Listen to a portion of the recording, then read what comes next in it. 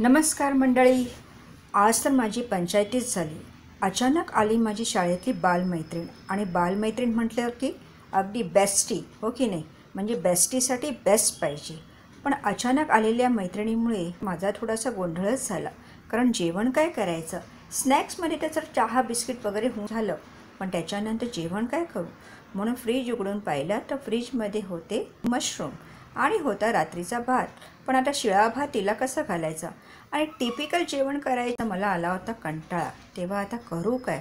पण काहीतरी टेस्टी करायचं होतं, काही चविष्ट जेवण मला तिला द्यायचं होतं.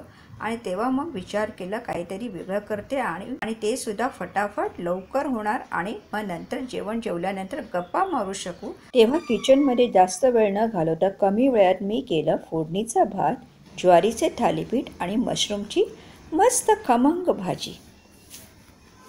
काय म्हणालात? अप्रतिम! अहो होणारच ना. माझ्या बेस्टीसाठी केली आहे मी ती. तुम्हालाही आवडली ना? मग वाट कसली बघताय? चला चॅनलला लाईक करा, शेअर करा, कमेंट करा आणि सबस्क्राईब करा. धन्यवाद.